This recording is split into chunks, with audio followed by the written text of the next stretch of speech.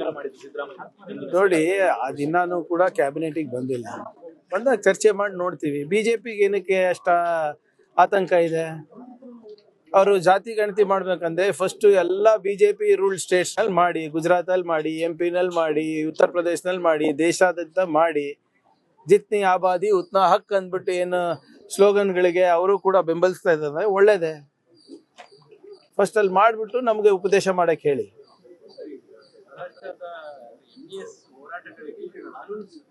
Legal support ಕೊಡ್ತೀವಿ ಅಂತ ಮಹಾರಾಷ್ಟ್ರ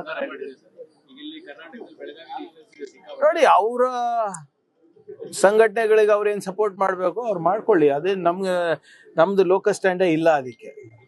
ಆದರೆ ನಮ್ಮ ನೆಲ, ಜಲ, ನಾಡಿನ ವಿಚಾರ, ಭಾಷೆ ವಿಚಾರ ಬಂದಾಗ ನಾವು ಕೂಡ ಹಿಂಸರಿಯೋದಿಲ್ಲ.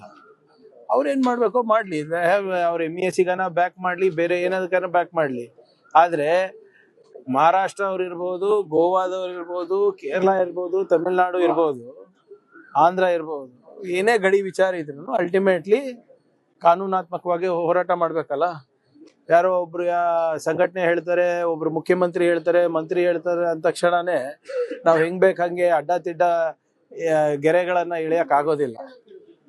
ಇದೆಲ್ಲ ರಿಆರ್ಗನೈಸೇಷನ್ ಸಮಿತಿ ಮುಖಾಂತರ ಆಗಿದೆ. ಭಾಷಾವಾರು ಲಿಂಗ್ವಿಸ್ಟಿಕ್ ರಿಆರ್ಗನೈಸೇಷನ್ ಕಮಿಟಿನಲ್ಲಿ ಕೂತಾಗ ಆಗಿರೋದು ಇವೆಲ್ಲಾನು. ಏನೇ ಇದ್ರು ಮಾಡ್ಲಿ, ಅವ್ರು ಬ್ಯಾಕ್ ಮಾಡ್ಲಿ. ಯಾವಾಗ್ಲೂ ಗಡಿಯಲ್ಲಿ ಕಿತಾಪತಿ ತೆಗಿತಾರೆ. ಈಗ ಸರ್ಕಾರನೇ ಸಪೋರ್ಟ್ ಕೊಡ್ತೀವಿ ಅಂತಂದ್ರೆ ಅವ್ರ ಉಪಟಳ ಇನ್ನೂ ಜಾಸ್ತಿ ಆಗುತ್ತೆ. ನೋಡಿ, if government is backing them up legally, there is nothing we can do.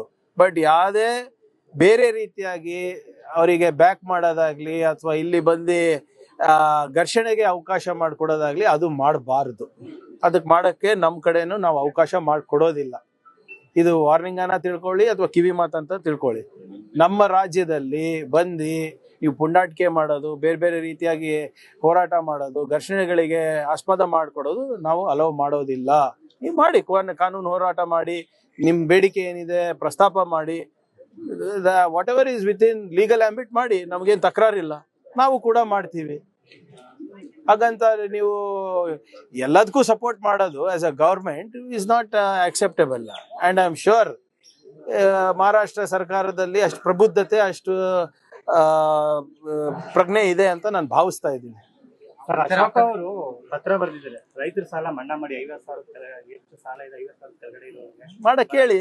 Pradhan Mantri ಕೂಡ ಕೇಳಿ, ಯಾರು ಬೇಡ ಅಂದಿದ್ರು? ನೀವು ಮಾಡ್ಬೇಕಲ್ಲ. ಹೌದು ಸರ್, ನಾವೇ ಈಗ VBG ಗ್ರಾಮ್ಜಿನೂ ನಾವೇ ಮಾಡಬೇಕು. ಕೇಂದ್ರ ಪುರಸ್ಕೃತ ಕಾರ್ಯಕ್ರಮಗಳು ಯಾವ್ದು ಮೋದಿ ಅವರ ಹೆಸರಿದೆ ಅದಕ್ಕೆಲ್ಲಾನು ನಾವೇ ದುಡ್ಡು ಕೊಡ್ಬೇಕು. ಜಲ್ ಜೀವನ್ ಮಿಷನ್ಗೂ ನಾವೇ ದುಡ್ಡು ಕೊಡ್ಬೇಕು. ರೈತರ ಸಾಲನು ಮನ್ನಾ ಮಾಡ್ಬೇಕು ಅಂದ್ರೆ ಮಾಡೋಣ. ಇವ್ರು ಏನ್ ಮಾಡ್ತಾ ಇದ್ದಾರೆ? What is the state governments responsibility versus the central governments responsibility? ಇದೇ ಅಶೋಕ್ ಅಣ್ಣಂಗ್ ನೆನಪಿಸ್ತೀನಿ. ಯಡಿಯೂರಪ್ಪ ಅವರು ಮೇಲ್ಮನೆಯಲ್ಲಿ ಸಾಲ ಮನ್ನಾ ಮಾಡಿ ಅಂತ ಪ್ರಸ್ತಾಪನೆ ಮಾಡಿದಾಗ ಉಗ್ರಪ್ಪ ಅವರು ಏನಂದಿದ್ರು? ನನ್ಗೆ ನೋಟ್ ಛಪಾಸ ಮಿಷಿನ್ ಇದೆಯಾ, ಸಾಲ ಮನ್ನಾ ಮಾಡ್ಲಿಕ್ಕೆ ಆಗಲ್ಲ, ನನ್ನ ಹತ್ರ ಏನ್ ಪ್ರಿಂಟಿಂಗ್ ಪ್ರೆಸ್ ಇಟ್ಕೊಂಡಿದ್ದೇನ ದುಡ್ಡಿಂದು ಅಂತ ಹೇಳಿದ್ರು. ಅವಾಗ ಅವ್ರದೇ ಸರ್ಕಾರ ಇತ್ತಲ್ಲ. ಬಹಳ ಸ್ಪಷ್ಟವಾಗಿ ಮುಖ್ಯಮಂತ್ರಿಗಳು ಏನ್ ಹೇಳಿದ್ದಾರೆ, ಇನ್ನ ಈಗ ಗ್ರೌಂಡ್ ಟ್ರೂತಿಂಗ್ ಆಗ್ಬೇಕು, ವರದಿಗಳನ್ನ ಸಲ್ಲಿಸ್ಬೇಕು, ದತ್ತಾಂಶಗಳು ಬರಬೇಕು, ಅದಾದ್ಮೇಲೆ ನಾವು ನೋಡ್ತೀವಿ. ಈಗ ಸಾಲ ಮನ್ನಾ ಮಾಡ್ಬೇಕು ಅಂದ್ರೆ ಮಾಡೋಣ, ಬೇಡ ಯಾರಂತ ಇದ್ದಾರೆ. ಆದ್ರೆ ನಿಮ್ ಸಹಕಾರ ಏನಿದೆ? ಅದಕ್ಕೆ ನಿಮ್ ಕೊಡುಗೆ ಏನಿದೆ? ಕೇಂದ್ರ ಸರ್ಕಾರದವರು ಮತ್ತೆ ನಿಮ್ MP ಗಳೆಲ್ಲ ಏನ್ ಮಾಡ್ತಾ ಇದ್ದಾರೆ? ಬರೇ ಮನ್ ಕಿ ಬಾತ್ ಕೇಳಕ್ಕಿರೋದ ನೀವು? ನಾವು ಬಹಳ ಸ್ಪಷ್ಟವಾಗಿ ಮತ್ತೊಮ್ಮೆ ಹೇಳಲಿಕ್ಕೆ ಇಚ್ಛಾ ಪಡ್ತಾ ಇದ್ದೀನಿ. ಮಾನ್ಯ ಮುಖ್ಯಮಂತ್ರಿಗಳು ಎಲ್ಲ ರೀಜನಲ್ ಹೆಡ್ ಕ್ವಾರ್ಟರ್ಸ್ಗೆ ಹೋಗ್ತಾ ಇದ್ದಾರೆ. ಬರ ಪರಿಸ್ಥಿತಿಯನ್ನ ಹೇಗೆ ನಿರ್ವಹಣೆ ಮಾಡ್ಬೇಕಂತ ಸಲಹೆ ಪಡಿತಾ ಇದ್ದಾರೆ, ವರದಿ ಪಡಿತಾ ಇದ್ದಾರೆ. ಅದ ಏನ್ ಕೇಂದ್ರ ಸರ್ಕಾರದ ಮಾನದಂಡದ ಪ್ರಕಾರ ಡ್ರಾಟ್ ಡಿಕ್ಲೇರ್ ಆಗ್ಬೇಕಾಗಿದೆ. ಅದಕ್ಕೆ ಏನೇನ್ ಬೇಕು ವರದಿಯನ್ನ ಸಿದ್ಧಪಡಿಸ್ತಾ ಇದ್ದಾರೆ. ಅದಾದ್ಮೇಲೆ ತಾನೇ ಇವೆಲ್ಲಾನು. ಮತ್ತೆ ಡ್ರಾಟ್ ಡಿಕ್ಲೇರ್ ಮಾಡಕ್ ಹೇಳಿ ಕೇಂದ್ರ ಸರ್ಕಾರಕ್ಕೆ. ಯಾಕೆ ವಿಳಂಬ ಮಾಡ್ತಾ ಇದೆ?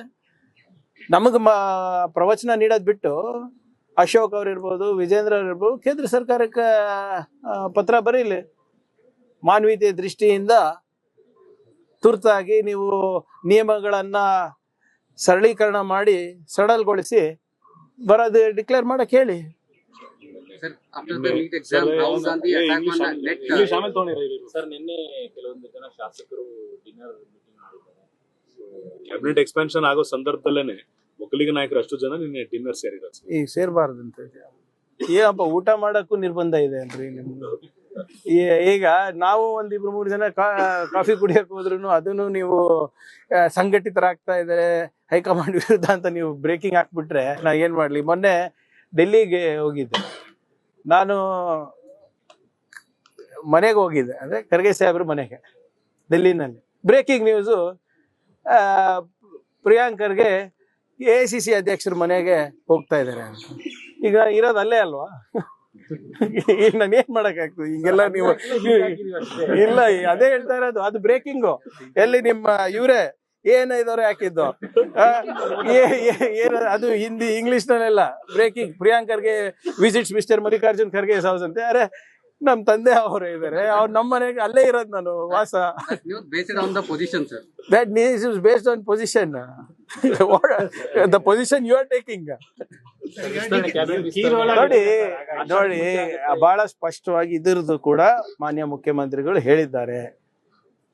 ಫುಲ್ ಕ್ಯಾಬಿನೆಟ್ ಆಗ್ಬೇಕು, ಬಹಳ ಯಾಕಂದ್ರೆ ಒಂದು ಸರ್ಕಾರ ನಡಿಬೇಕು ಅಂದ್ರೆ ಅಧಿಕಾರ ವಿಕೇಂದ್ರೀಕರಣ ಆದ್ರೆ ಎಲ್ಲರಿಗೂ ಅನುಕೂಲ ಆಗುತ್ತೆ. ಈಗ ಆಗುತ್ತೆ, ಇನ್ನೇನು ಒಂದು ವಾರ 2 ವಾರದಲ್ಲಿ ಆಗುತ್ತೆ.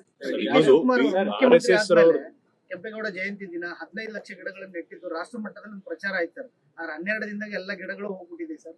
10 ಕೋಟಿ ರೂಪಾಯಿ ವೇಸ್ಟ್. ಏನಾಗಿದೆ ಅದಕ್ಕೆ? ಇಲ್ಲ, ಒಂದ್ ಮರಗಳು ಇಲ್ಲ, ನೀರ್ ಹಾಕೋರು ಇಲ್ಲ, ಗಿಡಗಳನ್ನ ಇಲ್ಲ ನೆಟ್ಟಿಸಿ ಪ್ರಚಾರ ನೋಡಿ, ತಗೊಂಡ್ರಿ. ಇವಾಗ ಅದಕ್ಕೆ ಪೋಸ್ಟೇ ಆಗುತ್ತಲ್ಲ, ಇಮಿಡಿಯೇಟ್ ಆಗಿ ನೀವು ನೆಕ್ಸ್ಟ್ ಡೇನೇ ಹೋದ್ರೆ ಹೆಂಗೆ? ಈಗ ಕೆಲವು ನಮ್ಮ ಸೋಷಿಯಲ್ ಮೀಡಿಯಾ ಚಾನೆಲ್ಗಳಿವೆ, ಇವತ್ತು ಡಾಂಬ್ರೀಕರಣ ಮಾಡಿರ್ತೀರಿ, ಹೋಗ್ಬಿಟ್ಟು ನಾಳೆ ಎತ್ಬಿಟ್ಟು ಇದು ಕಾರ್ಪೆಟ್ ತರ ಇದೆ ಅಂತ ಹೇಳಿದ್ರೆ ಅದಕ್ಕೆ ಬೇಕಲ್ವಾ ಟೈಮು ಪೋಸ್ಟ್ಗೆ? ಗಿಡಗಳು ಹಂಗಾಗಲ್ಲ. Will see whatever it is, I will check on it. ವಿದೇಶಾಂಗ ವ್ಯವಹಾರಗಳ ಸಚಿವಾಲಯ ಮಾಡೋದ್ರ ಬಗ್ಗೆ ತಮ್ದೇನು ಅಬ್ಜೆಕ್ಷನ್ಸ್ ಇದೆ ಅಂತ ಕೇಳ್ಕೊಂಡಿದ್ದಾರೆ. ಕ್ಯಾಬಿನೆಟ್ ಅಲ್ಲಿ ನೋ ಅಬ್ಜೆಕ್ಷನ್ಸ್ ಏನಿಲ್ಲ. ನೋಡಿ ಸಿಎಂ ಗೆ ಲೆಟರ್ ಬರ್ದಿದ್ದಾರೆ. ನೋಡಿ, it is not the question of, ಬೇರೆ ಇಲಾಖೆಗಳಿಗೆ ಏನು ಸಮಸ್ಯೆ ಆಗೋದಿಲ್ಲ, ನಮ್ಗೆ ನೋಡಿ NRIಗಳು ಪ್ರಶ್ನೆ ಅಲ್ಲ ಇದು. ಕರ್ನಾಟಕ ಇವತ್ತು ಜಾಗತಿಕ ಮಟ್ಟದಲ್ಲಿ ಅದರಾದಂತ ಒಂದು ಛಾಪನ್ನ ಮೂಡಿಸಿದೆ. ನಮ್ಮ ಮಾನವ ಸಂಪನ್ಮೂಲ ಇವತ್ತು ಬೆಂಗಳೂರಿಂದ ಹಿಡ್ಕೊಂಡು ಬಾಸ್ಟನ್ ಇರ್ಬೋದು, ಬ್ರಿಸ್ಬೇನ್ ಇರ್ಬೋದು, ಬ್ರಿಟನ್ ಇರ್ಬೋದು, ಎಲ್ಲ ಕಡೆ ಇದೆ. ನಾವು ಕೆಲವು ನಿಯಮಗಳು ಅಥವಾ ನೀತಿಗಳನ್ನ ನಾವು ತಂದಾಗ ಬಂಡವಾಳಕ್ಕಾಗ್ಲಿ ಉದ್ಯೋಗ ಅವಕಾಶಕ್ಕಾಗ್ಲಿ ಹೇಗೆ ಅನುಕೂಲ ಆಗ್ಬೋದು ಅಂತ ನೋಡ್ಬೋದು. ಹೌದು, ಅಫ್ಕೋರ್ಸ್ ನೀವು ಬೇರೆ ಬೇರೆ ಡಿಪಾರ್ಟ್ಮೆಂಟ್ ಅಲ್ಲಿ ಕೂಡ ಇದು ನಡೀತಾ ಇದೆ. ಈಗ ನನ್ನ ಡಿಪಾರ್ಟ್ಮೆಂಟ್ ಅಲ್ಲಿ ನಾವು ನಡೆಸ್ತೀವಿ, ಇಂಡಸ್ಟ್ರಿ ಡಿಪಾರ್ಟ್ಮೆಂಟ್ ಅಲ್ಲಿ ಅವ್ರು ನಡೆಸ್ತಾರೆ. ಸೊ ಅದು ಹೊರತುಪಡಿಸಿ ಈಗ ಉದಾಹರಣೆಗೆ ಡೆನ್ಮಾರ್ಕ್ ಅವರು ನಮ್ಮ ಜೊತೆ ಹಾಲು ಉತ್ಪಾದನೆಗೆ ಒಂದು ಇದು ಮಾಡ್ಬೇಕಂದ್ರೆ ಎಲ್ಲಿ ಹೋಗ್ತಾರೆ ಅವರು? ಸೊ ಅದು ಇಂಡಸ್ಟ್ರಿಗೂ ಅವರಿಗೂ ನೇರವಾಗಿ ಬರಲ್ಲ, ನಮಗೂ ನೇರವಾಗಿ ಬರಲ್ಲ. ಈಗ ನಮ್ಗೆ ಸಂಪರ್ಕ ಮಾಡ್ತಾರೆ ಅಥವಾ MB ಪಾಟೀಲ್ ಅವ್ರಿಗೆ ಸಂಪರ್ಕ ಮಾಡ್ತಾರೆ. ಬಟ್ ಮಾಡ್ಬೇಕಾಗಿರೋ ನಿರ್ವಹಣೆ ಮಾಡ್ಬೇಕಾದ್ರೆ ಆ ಇಲಾಖೆದವರು. ಸೊ ಎಲ್ಲಾನು ಸೇರೇ ಮಾಡ್ಬೇಕು. ಯಾವ ಇಲಾಖೆಯ ಅಧಿಕಾರನು ಕಸ್ಕೋತಾ ಇಲ್ಲ, ಅಥವಾ ಯಾವ ಇಲಾಖೆಯ ಒಂದು ಶಿಷ್ಟಾಚಾರ ಇರ್ಬೋದು ಅಥವಾ ನೀತಿಗಳ ಮೇಲೆ ಕೂಡ ಟ್ರಾಂಪಲ್ ಆಗ್ಲಾರ್ದಂಗೆ ನಾವು ಮಾಡ್ತೀವಿ.